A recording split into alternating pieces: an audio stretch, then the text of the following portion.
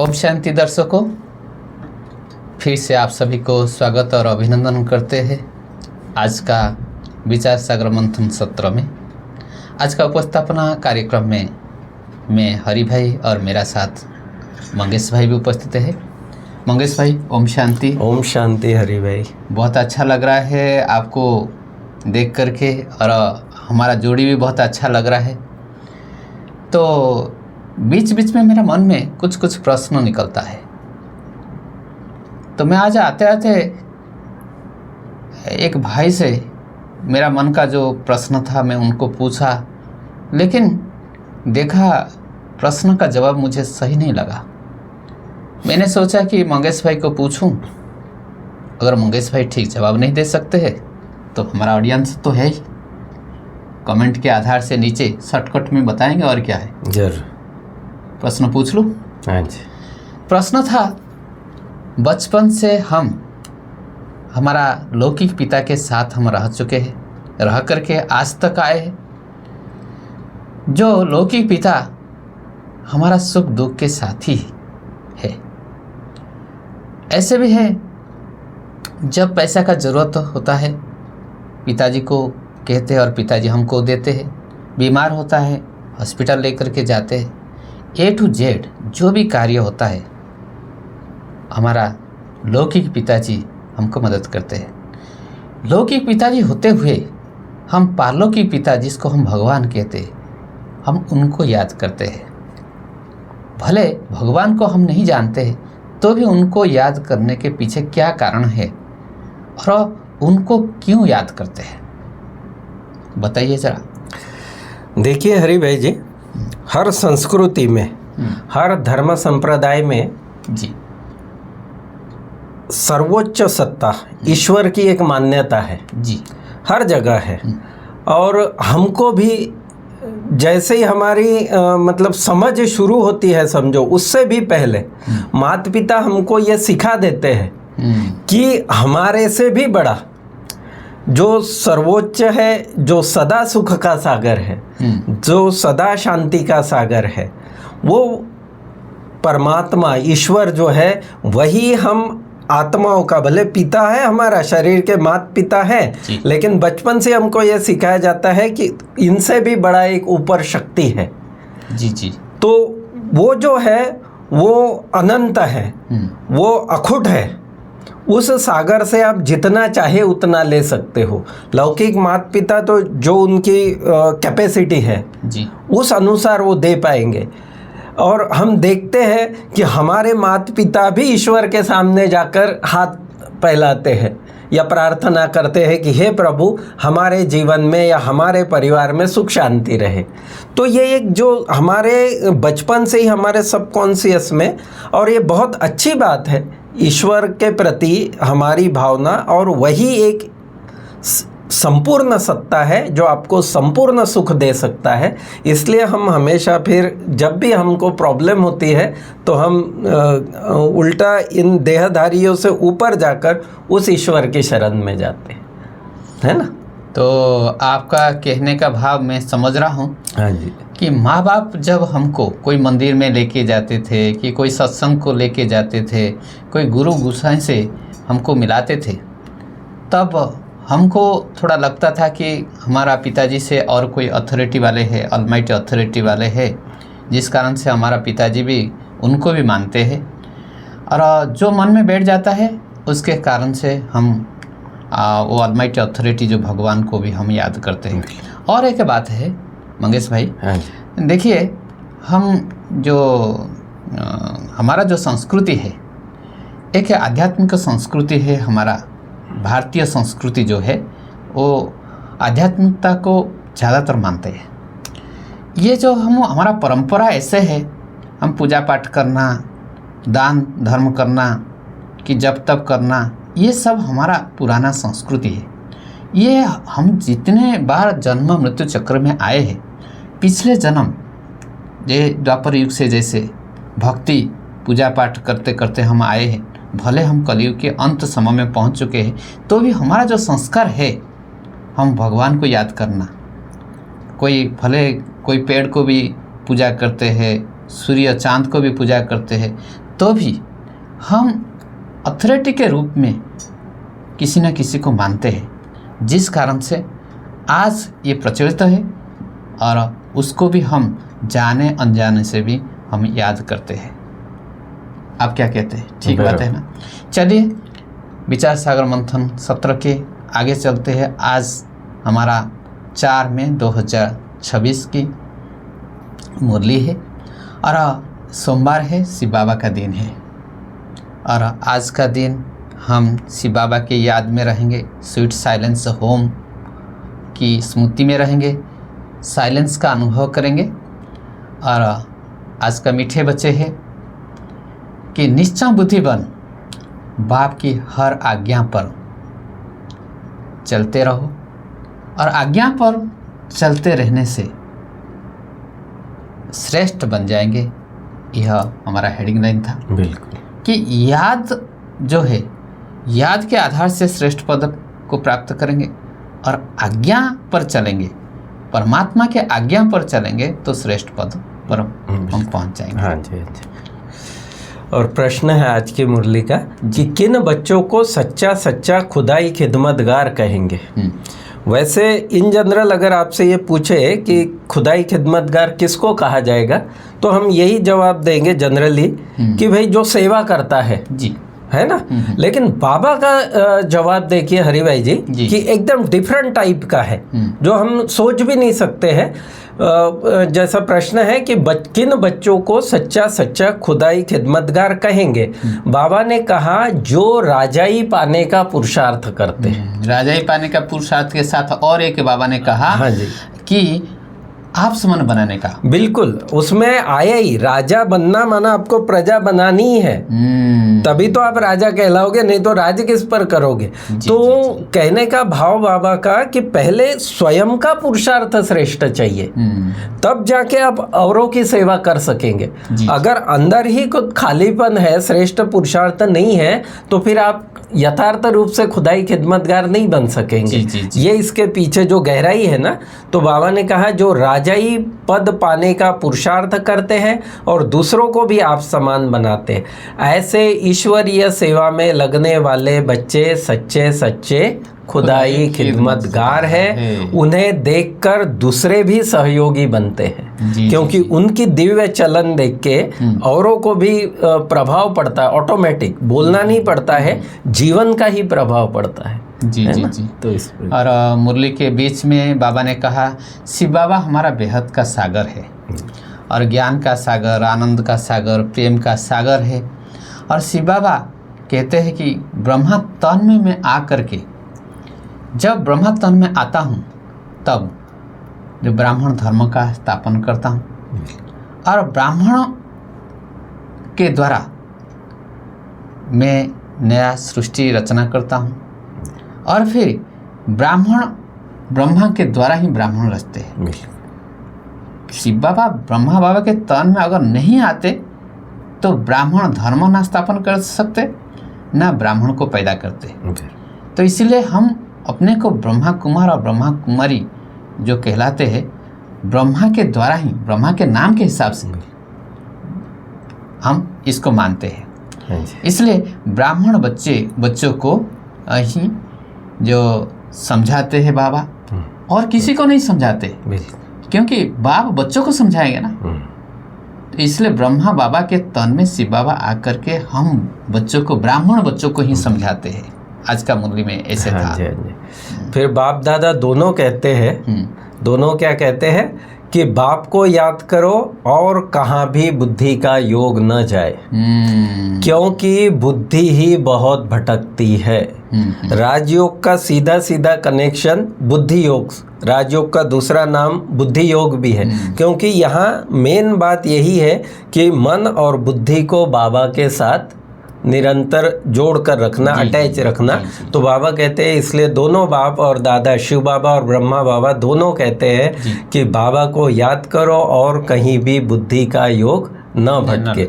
और ये इसमें एक दूसरा भी नियम आता है कि जब आप कंसंट्रेट होंगे ना, जैसे योग का मतलब कंसंट्रेशन भी, एकाग्रता भी होता है। एकाग्रता से ही जैसे हम देखते हैं कि सूर्य की किरणों के नीचे अगर लेंस रखते हैं तो कागज तुरंत जल जाएगा, वैसे कागज साल भर वो धूप में पड़ा रहे तो कुछ नहीं होगा उसका।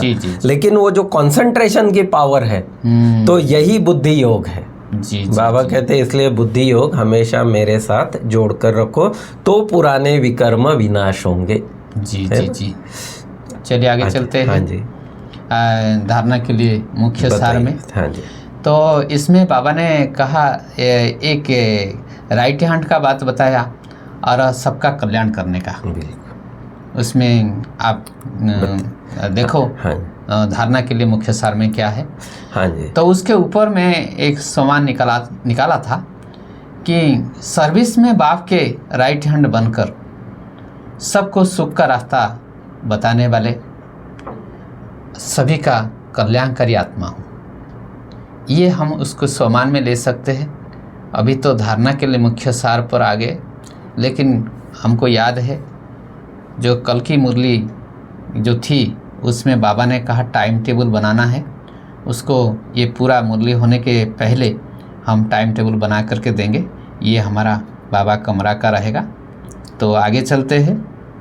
तो फिर मैं सारा सम्मान को भी फिर बाबा ने आज मुरली में खास समय का अटेंशन खिंचवाया और उस समय की परिस्थितियाँ क्या होगी। तो बाबा ने कहा पिछाड़ी की दर्दनाक सीन या दुख से छूटने के लिए अभी से बाप की श्रीमत पर चलना है, आप समान बनाने की श्रीमत पर सेवा करनी है।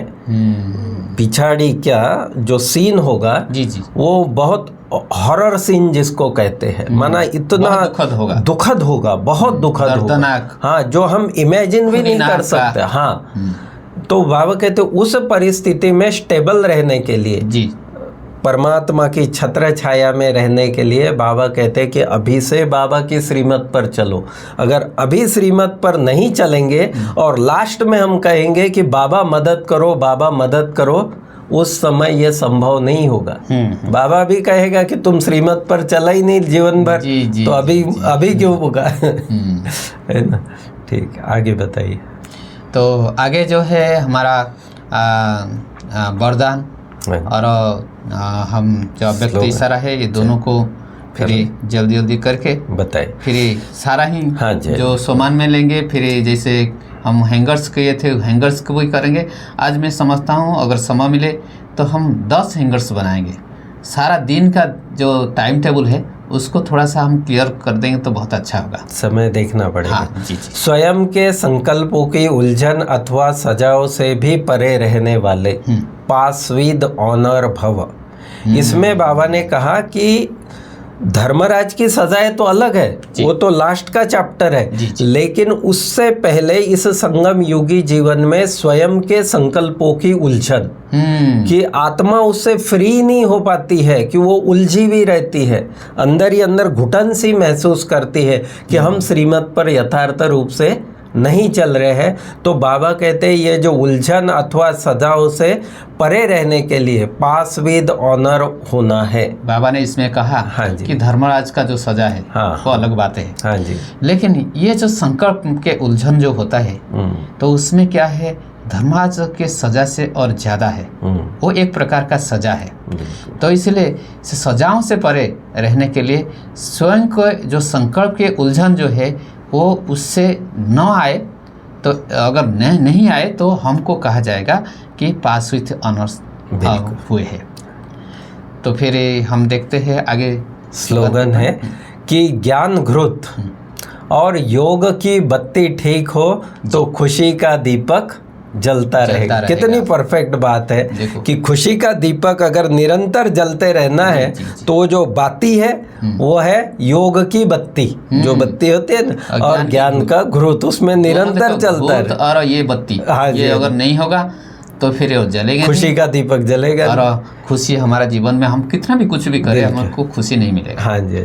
चलो फिर अव्यक्त इशारे की अव्यक्त तरफ। इशारा कि सदा अचल अडोल एकरस स्थिति का अनुभव करो। दुनिया की किसी भी प्रकार की हलचल अचल अडोल स्थिति में विघ्न न डाले। ऐसे विघ्न विनाशक अचल अडोल बन विघ्न को पार कर लो, जैसे यह विघ्न नहीं एक खेल है।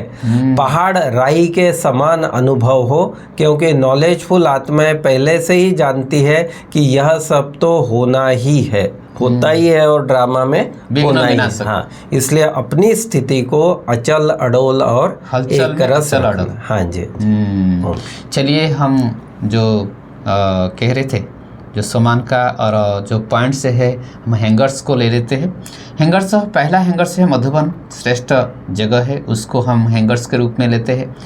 पहले आंगन है मधुबन का आंगन, दूसरा है बाबा कुटिया, तीसरा है बाबा कमरा, चौथा है स्मृति स्तंभ, फिर पंचमा है हिस्ट्री हॉल। इसके साथ साथ और भी जोड़ देता हूँ और 5 का, क्योंकि देखो जहाँ जहाँ बाबा आए थे मधुबन में, हिस्ट्री हॉल में आए थे, उसके बाद मेडिटेशन हॉल में भी आए थे, उसको भी हम एक छठा पॉइंट में ले लेते हैं। 7वां पॉइंट में लेते हैं ओम शांति भवन, उसमें भी बाबा आए थे। अव्यक्त बाबा का जहाँ जहाँ पधारमणि हुए थे तो उसको हम पॉइंट के रूप में लेते हैं, वो पावरफुल जगह है। तो ये हो गया हमारा 7वां पॉइंट ओम शांति भवन। 8वां पॉइंट है हमारा बाबा पहाड़ी। शाम के समय मम्मा बाबा बच्चों को लेकर के बाबा पहाड़ी पर चले जाते थे, वो भी स्मृति में अगर आ जाए बहुत अच्छा अनुभव भी होगा। उसके पश्चात हम सूक्ष्म वतन में चलेंगे, जैसे एरोप्लेन से हम धीरे धीरे ऊपर उठ करके चलते हैं, हम सूक्ष्म वतन में पहुंच जाएंगे। नीला आसमान, चांद के दुनिया पार होकर के सफ़ेद आसमान में पहुंच जाएंगे। उसके पश्चात हम परम धाम अपने स्वीट साइलेंस होम में पहुंचेंगे। वो भी एक धाम है, 10वां धाम है हमारा शांति धाम स्वीट साइलेंस होम। 8वां धाम है हमारा बाबा पहाड़ी, 9वां धाम है सूक्ष्म वतन। तो ये हम हैंगर्स के रूप में हम लेते हैं। अगर हमारे पास मुरली नहीं है तो हम भी क्या कर सकते हैं, अगर मुरली हम पढ़े भी नहीं है, कोई हमारा माताएं भी है जो अनपढ़ भी है, वो भी इसको भी हम उनको भी दे सकते हैं। तो कैसे देंगे, तो पहले आंगन में जब आते हैं बाबा हमको स्वागत करते हैं गुलदस्ता दे करके, हे मेरे पद्मा पदम भाग्यशाली आत्मा आ जाओ। फिर उसके बाद अंगुली पकड़ करके हमको ले जाते हैं तो बाबा कुटिया में, जहाँ ज्ञान का चिट्चार चलता है, जहाँ स्नेह मिलन का धाम है, और वहाँ बाबा हमको एक सम्मान देते हैं कि तुम ज्ञान धन से धनवान सदा महादानी बन करके रहो। महादानी बनने वाली आत्मा है कि धनवान आत्मा, ऐसे भी हम ले सकते। महादानी ज्ञान का धन को दान करने वाले, उसके साथ जोड़ दिया कि धनवान और महादानी। तो तीसरे जगह में हम जाते हैं बाबा कमरा में। जो बाबा कमरा जो स्नेह का धाम है, वहाँ बाप समान बनने का धाम है। और वहाँ जब जाते हैं तो एक महान आत्मा, ये हम सोमान में ले सकते हैं। सूरज भाई हमेशा ही ये महान आत्मा को भी लेते हैं और देते हैं। उसके पश्चात हम चलते हैं कि हमारा स्मृति स्तंभ के सामने, वहाँ वरदान लेने का जगह है। योगी बन करके बाप दादा के साथ ही मिलन मनाने का जगह है, और वहाँ भी हम ले सकते हैं मास्टर सर्वशक्तिवान, अगर मुरली का पॉइंट ना मिले तो। और मुरली का पॉइंट को हम 6 तक हम ले जाते हैं, हिस्ट्री हॉल तक। हिस्ट्री हॉल, उसके पश्चात हम हिस्ट्री हॉल में जाते हैं। हिस्ट्री हॉल में हम सम्मान लेते हैं कि विघ्न विनाशक सदा विजयी आत्मा भव। फिर उसके बाद मेडिटेशन हॉल में हम जब जाते हैं तो हमारा एक सम्मान मिलता है कि सफलता के सितारे भव। उसके पश्चात हम जब जाते हैं हमारा ओम शांति भवन में, उसमें सदा संतुष्ट मणि भव। उसके पश्चात बाबा पहाड़ी में जब हम जाते हैं, हम विश्व कल्याणकारी भव सम्मान ले सकते हैं। उसके पश्चात हम फिर जब सूक्ष्म वतन में चलते हैं, सूक्ष्म वतन में मैं ब्रह्मा बाप समान संपूर्ण फरिश्ता हूँ। और फिर जब हम स्वीट साइलेंस होम में, वो 10वां धाम में हम जाते हैं, उस समय में हम जरूर कहेंगे कि जरूर हम समान लेंगे, मैं बीजरूप आत्मा हूँ, बाप समान बिंदु आत्मा हूँ।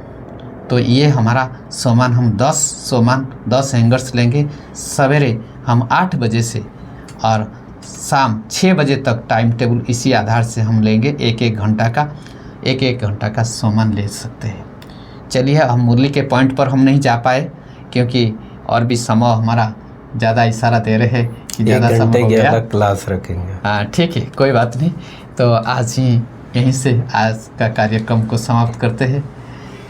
हाँ दर्शकों, आज हमको हमारा कार्यक्रम से हमको विदा दीजिए। आप सभी को हम ऐसे मिलते रहेंगे और ये ड्रामा प्लान के अनुसार चलता रहेगा। अच्छा, ओम शांति। मंगेश भाई, आपको भी ओम शांति। ओम शांति।